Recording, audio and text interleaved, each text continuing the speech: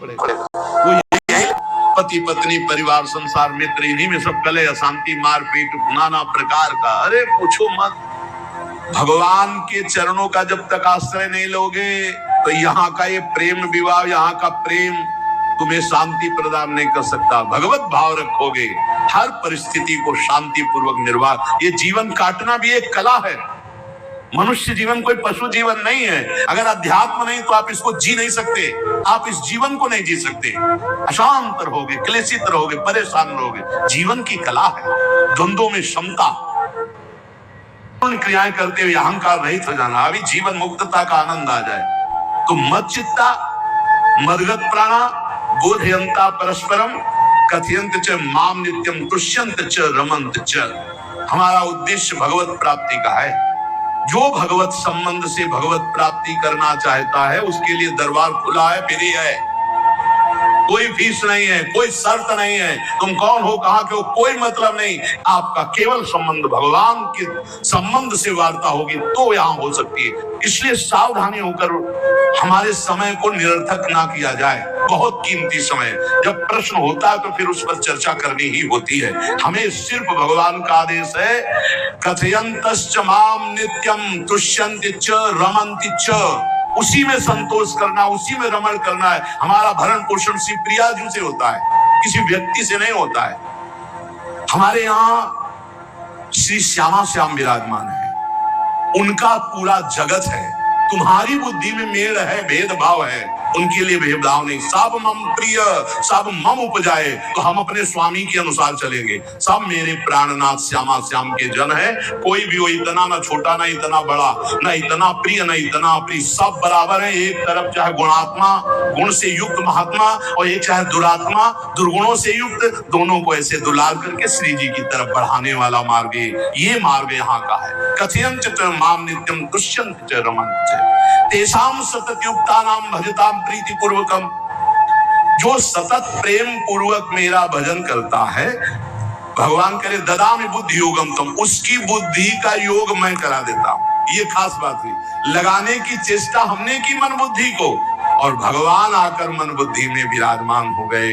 तेषामेवानुकंपार्थ महमज्ञानजं तमः नास्यात्म्यात्म भावस्थो ज्ञान दीपेन भास्वता।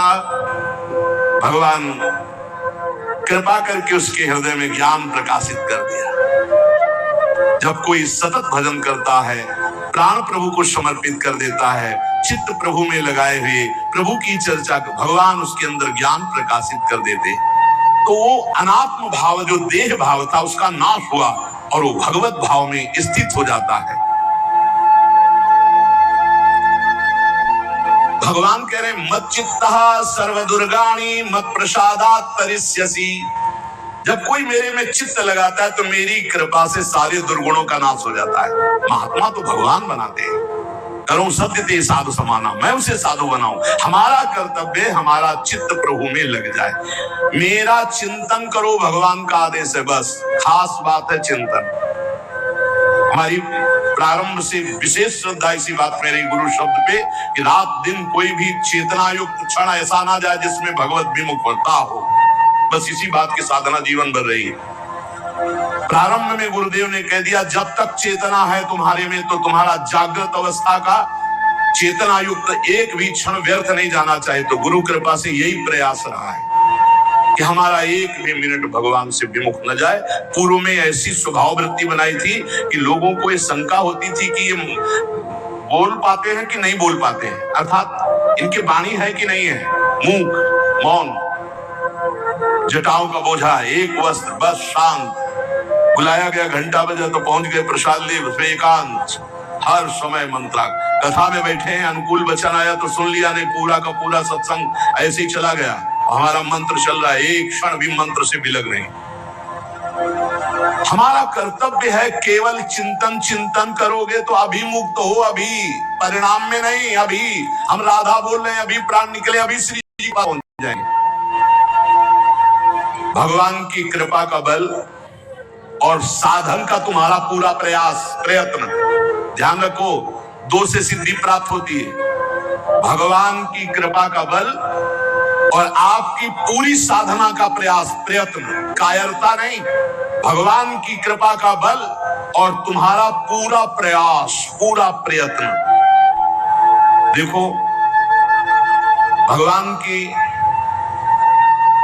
दर्शन वृत्ति हृदय में जागृत हुई ध्रुव जी के पद को लेकर, कामना को लेकर। मैं भगवान का साक्षात्कार करूंगा, उनसे वरदान मांगूंगा कि मुझे सबसे श्रेष्ठ पदवी की प्राप्ति हो। चले, भगवान नारद जी मिले। पहला प्रलोभन, चलो अभी तुम्हें इस सम्राट पद पर नकार दिया। फिर भय, सांप हैं, बिच्छी हैं, जंगल के बड़े, और फिर यक्ष राक्षस न जाने कौन कौन है, तुम अभी बालक हो, तुम्हें खा जाएंगे, तुम क्या तपस्या करोगे, क्या भजन? नहीं, इससे भी नहीं टिके, कुछ भी हो, कदम वापस नहीं जाएंगे, अब तो हरि की प्राप्ति। तो गुरु मंत्र दे दिया। 6 महीने बहुत ही देव उच्च कोटि की साधना की।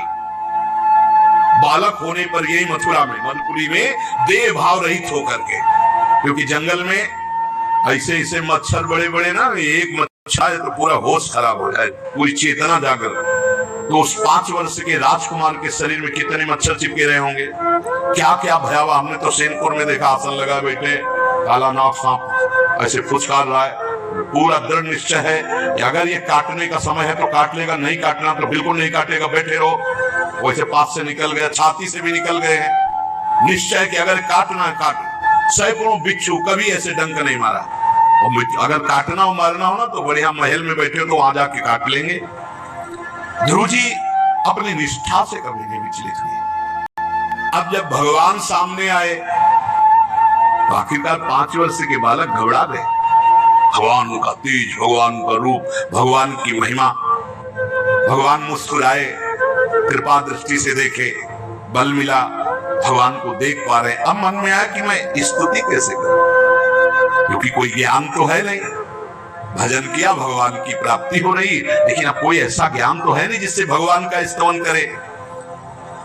भगवान की तरफ देख करके कुछ कहना चाहते हैं, पर क्या भगवान को कहें ये ज्ञान नहीं। तो भगवान ने अपने ज्ञान स्वरूप शंख का गुरु जी के कपोल पे स्पर्श करा दिया। जो भगवान कह रहे, ज्ञान तो मेरी कृपा से होता है। अभी पीछे श्लोक में भगवान ने कहा, तेसाम मेवानुकंपार्थम महमक ज्ञानजम तमः नाशयाम्यात्म भावस्तु। अनात्म भाव का ये जो आत्मस्वरूप अनात्म देह में भाव आ गया है, इसके नाश का जो ज्ञान होता है ये भगवान की कृपा से होता है। जे भी संग छुआया दिव्य ज्ञान और भगवान की दिव्य स्तुति की। तो ये देखा जाता है कि भगवान की कृपा से ही साधक में दिव्यता आती है, दिव्य ज्ञान आते हैं। पर प्रयत्न अपना होना चाहिए। प्रयत्न था तभी तपस्या में आए, नहीं तो प्रलोभन में फंस जाते या भय में डर जाते। ना प्रलोभन में फंसे चक्रवर्ती सम्राट पद देने पर, और ना भय में फंसे कि सांप बिच्छी और सिंह खा जाएगा, इससे भयभीत नहीं हुए। और प्रयत्न इतनी जोर करके आप भागवत में पढ़ लीजिए, देह भाव रहित होकर कितना कठोर तप, 6 महीने में भगवत साक्षात्कार। आत्मबल, भगवत कृपा बल। ये मन है बहुत डरता है, कैसे जिएंगे, बुढ़ापे में कौन सेवा करेगा, क्या दुनिया का प्रपंच खड़ा कर देता है। इसको इसी ज्ञान से काटो। भगवान है ना, भगवान सब, भगवान के लिए हमने जीवन दिया। ये जीवन भगवान के लिए, अरे दिव्य हो जाओगे, रिद्धियां सिद्धियां हाथ जोड़े खड़ी रहेंगी। भगवान जानते हो क्या भगवान है। हम एक बार भगवान के नाम पर अपने आप को न्यौछावर तो करके देखें। पर ये अहंकारी जीव मानता नहीं। ये अहंकार का बल लिए रहता है। आसुरी प्रकृति है ये अहंकार। अहंकारम बलम दर्पम कामम क्रोधम च संश्रिताः। जिसके अंदर ये आसुरी प्रवृत्ति अहंकार होता है, उसमें काम क्रोध लोभ ये भरपूर होते हैं। कहां से भगवत प्राप्ति हो। जहां ये दुश्मन रहते हैं वो घर तो तुमने सुरक्षित दे रखा है दुश्मनों को। आसुरी प्रकृति को तुमने, अहंकार को अपना स्वामित्व दे रखा है। मैं वो अहंकार जिसके साथ प्रकृति लगती है, जब अहंकार और बढ़ जाता है तो ईश्वरोहम अहम भोगी सिद्धोहम बलवान सुखी। तरंग से समुद्र नहीं होता, समुद्र से तरंग होती है। हम जितने भी हैं सब तरंग हैं उस परमात्मा की। वायु विकार नष्ट हुआ, समुद्र में ही लीन हो गए, ये बात है।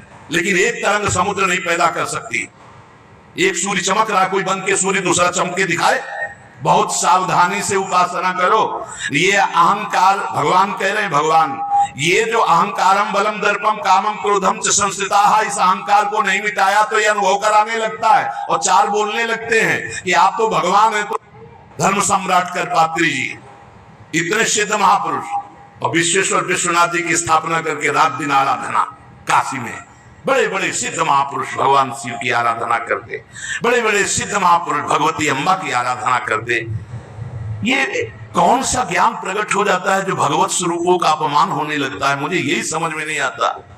गुरु रूप से हमें शास्त्र के आचरण देने आए, मनानी भ्रष्टाचार सिखाने नहीं आए। आज तक कभी कहीं भी भगवत स्वरूपों का अपमान महापुरुषों द्वारा नहीं हुआ। महापुरुष और भगवान में अंतर नहीं, पक्का मुझे विश्वास। हम तो चराचर जगत को भगवत स्वरूप मानते हैं, लेकिन आचरण कराने के लिए आचार्य गुरुदेव जैसे चले हैं वैसे ही चलना होता है। सदैव संतों ने अपने को अधम और तुच्छ और नीच कहा है। सदैव संतों ने अपने को अधम और तुच्छ और नीच कहा है। हनुमान जी जैसा कोई ज्ञानी महाबली, कोई त्यागी, कोई ब्रह्मचारी बैरागी, हनुमान जी जैसा कोई त्रिभुवन हुआ हो तो बता दो। अतुलित बलधामम हेम शैलाभद्रम दुर्गम कृशानुम ज्ञानिनाम अग्रगण्यम। अरे जे गिर शरण दे हनुमंता चले सुगा पाताल तुरंत, हजार हजार को पकड़ के कछु मारस कछु मर्दस कछु मिले से धर दूर। अब विभीषण जी से कैसे परिचय बता रहे हैं?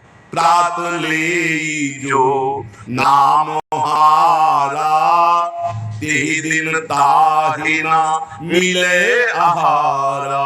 असमय अधम सखा सुनु मोहु पर रघुवीर। क्या दरिद्रता का स्वरूप हनुमान जी।